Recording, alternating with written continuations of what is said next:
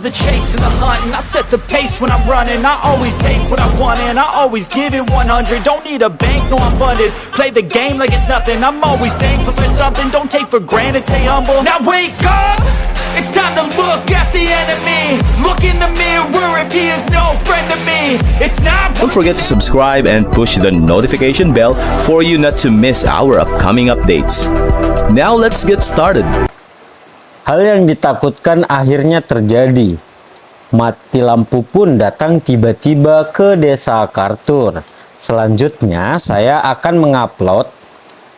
Mungkin agak lambat ya sobat-sobat ya, karena saya pakai kuota data dan jaringannya itu kadang 4G kadang hilang timbul. Jadi saya usahakan upload sebanyak-banyaknya yang terbaik. Cuman ya karena hujan nggak ada KTP, listrik juga nggak punya KTP ya kan. Listrik ada kali ya, PLN. Cuman ya karena trafo meledak katanya. Oke. Oke, saya usahakan yang terbaik hari ini, upload sebanyak-banyaknya supaya saya juga seneng punya stok banyak video. Ya kan?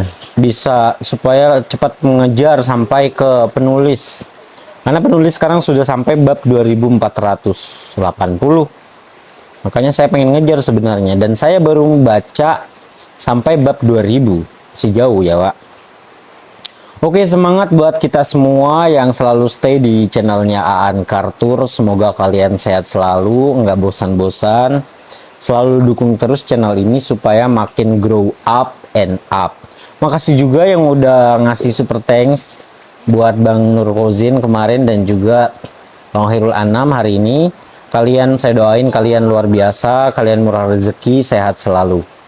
Thank you, barakallahu fikum ya.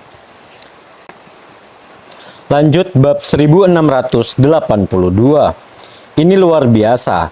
Aku tidak percaya metode 1000 dewa ini. Benar-benar nyata. Panuwun sangat gembira dengan hal ini. Metode pelatihan milik kelas kekuatan tertinggi sulit didapatkan di wilayah selatan, dan banyak keluarga kuno yang ingin mendapatkan sesuatu seperti ini. Untungnya, para keluarga Salim mendapatkan keberuntungan yang memberkati mereka dengan metode 1000 dewa, dan itu semua berkat Iwan. Meskipun Panuwun adalah orang bijak yang telah melihat banyak hal selama masa hidupnya, Panuwun tetap merasa gembira atas prospek harta karun yang menakjubkan ini dan tidak bisa lagi tetap tenang. Kakek harap tenang, jangan terganggu. Iwan dengan cepat memperingatkannya. Kemudian Iwan dengan kuat menempelkan telapak tangannya ke punggung Panuwun, menyalurkan energinya ke tubuh Panuwun untuk mencoba menenangkan energinya yang melonjak.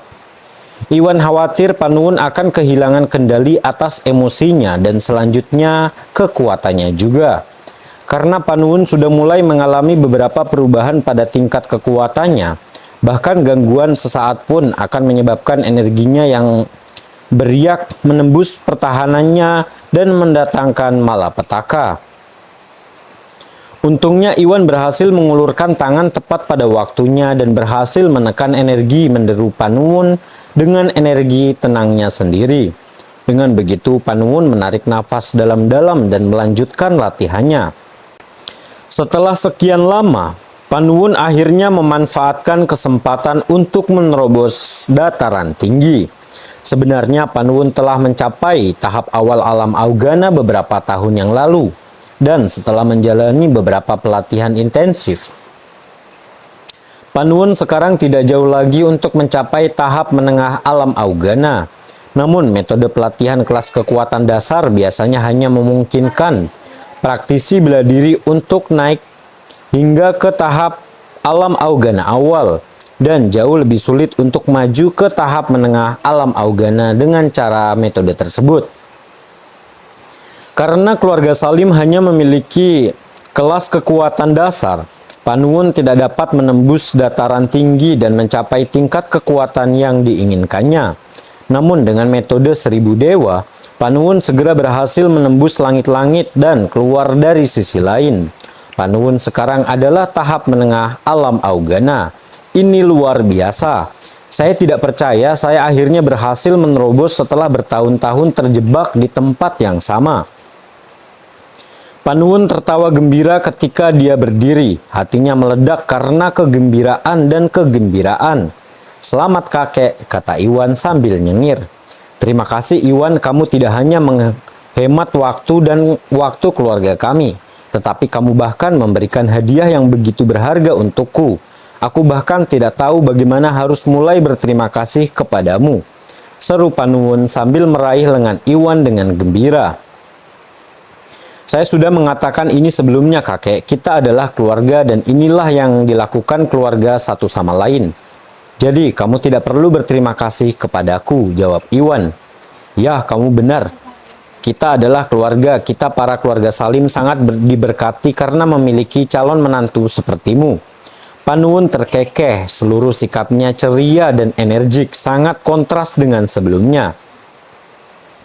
Metode kekuatan dari kelas kekuatan tertinggi sangat sulit didapat sehingga tidak semua orang mau membaginya dengan sembarang orang. Tetapi sekarang untuk membuktikan ketulusannya, Iwan dengan rela memberikan hadiah yang begitu berharga kepada mereka.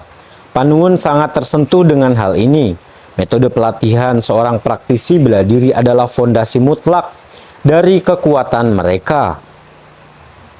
Dan sekarang dengan bakat baru yang diperoleh ini, para keluarga Salim akan dapat melatih praktisi bela diri mereka lebih lanjut, membawa mereka ke tahap semi alam augana, dan bahkan mungkin bisa mengajarkan mereka beberapa praktisi bela diri untuk menuju ke tahap alam augana. Ketika itu terjadi, keluarga Salim kemungkinan besar akan dapat meningkatkan kekuatan mereka sehingga mereka setara dengan keluarga Gumelar dan keluarga Broto. Sejak saat itu tidak ada lagi yang berani mengganggu mereka. Orang hanya bisa membayangkan kegembiraan dan kegembiraan Panuwun dalam hal ini.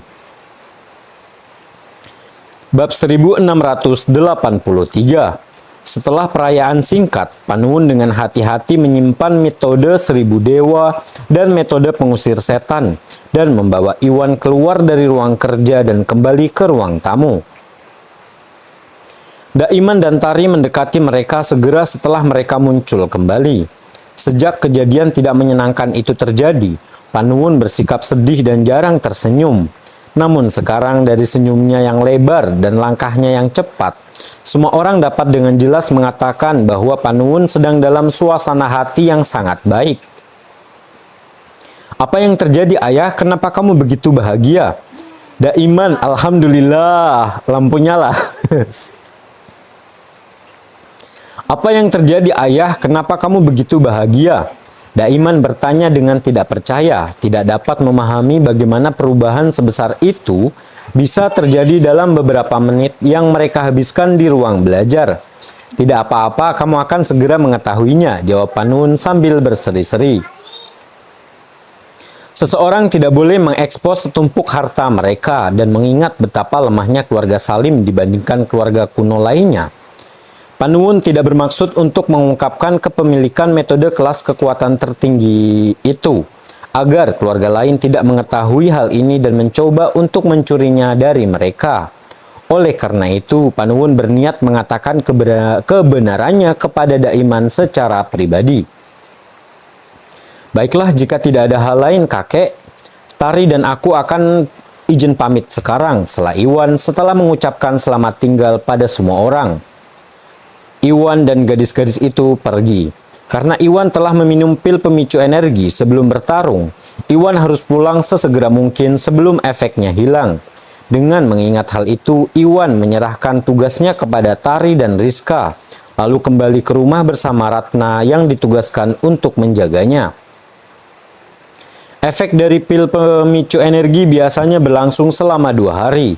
Tetapi dengan mutiara spiritual, Iwan dapat dengan mudah menggunakannya untuk mengisi kembali energi aslinya dan mempercepat pemulihannya.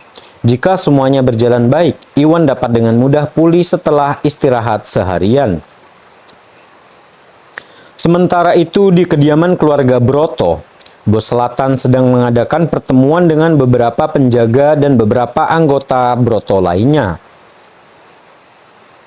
Tiba-tiba langkah kaki yang panik terdengar saat penjaga kelima dan penjaga keenam menyerbu masuk ke dalam ruangan. Diikuti oleh Lintang dan beberapa penjaga yang membawa Charlie dengan tandu. "Tuan, sesuatu yang buruk telah terjadi," teriak penjaga kelima, wajahnya dipenuhi ketakutan. Dia ingin menggambarkan semua yang terjadi, tetapi dia tidak tahu harus mulai dari mana.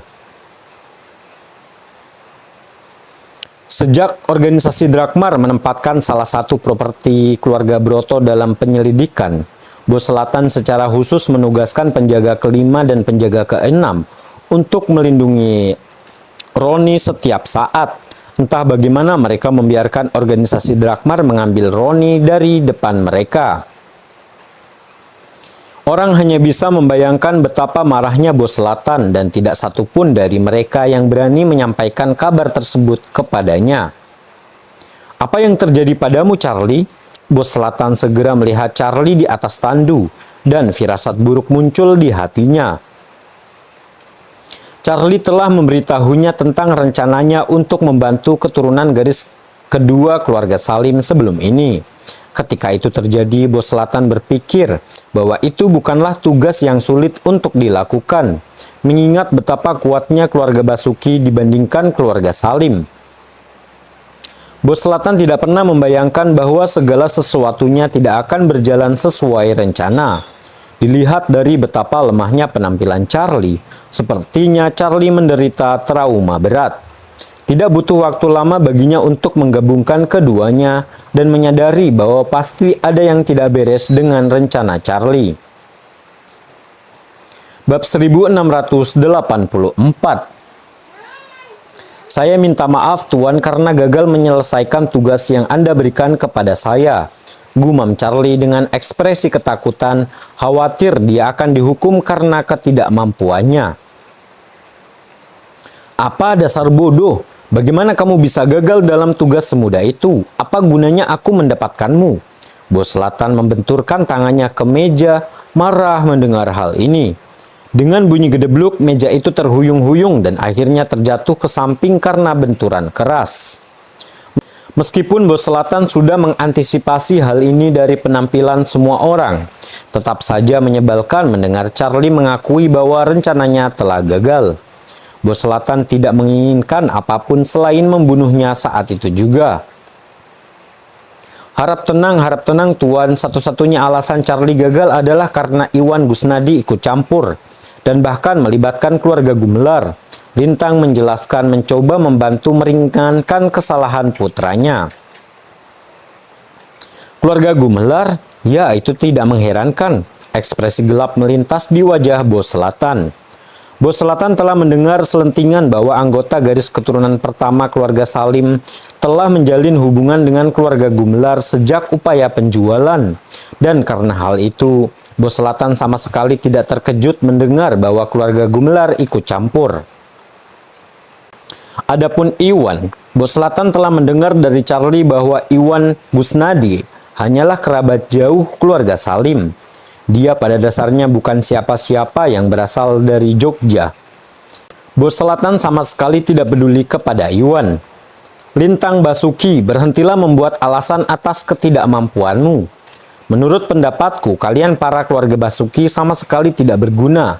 Aku tidak percaya kamu bahkan tidak bisa menyingkirkan sasaran empuk seperti para keluarga Salim." Salah satu tetua berdiri menatap Lintang dengan tatapan menghina. Kemudian, tanpa melihat sekilas ke arah Lintang, dia menoleh ke arah Bos Selatan dan berkata, "Tuan, saya akan mengurus ini. Aku akan memimpin anak buahku dan membunuh semua anggota garis keturunan pertama keluarga Salim sekarang juga. Saya jamin saya akan menyelesaikan pekerjaan ini."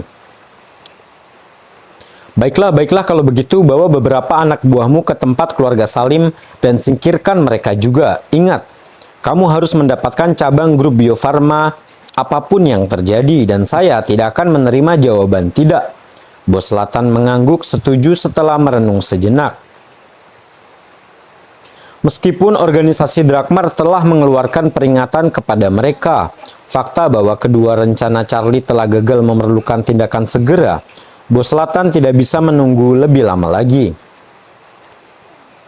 Selama keluarga Broto bertindak cepat dan membersihkan diri mereka sendiri, Bos Selatan yakin organisasi Drakmar tidak akan diberitahu tentang hal ini. Tidak, kita tidak bisa melakukan hal ini, kedua penjaga itu berseru kaget. Kenapa tidak bisa, mengapa tidak? Bos Selatan mengerutkan alisnya dengan bingung. Wajah mereka memerah karena malu. Mereka tadinya bermaksud mengatakan yang sebenarnya mengenai penangkapan Roni. Namun mau tak mau mereka gemetar ketakutan memikirkan hukuman yang akan mereka terima. Akhirnya penjaga kelima menggertakkan gigi dan memutuskan untuk melangkah maju. Tuan, kami baru saja berada di tempat keluarga Salim bersama Tuan Muda Broto. Tapi organisasi Drakmar muncul entah dari mana dan menangkapnya. Gumam penjaga kelima tersebut.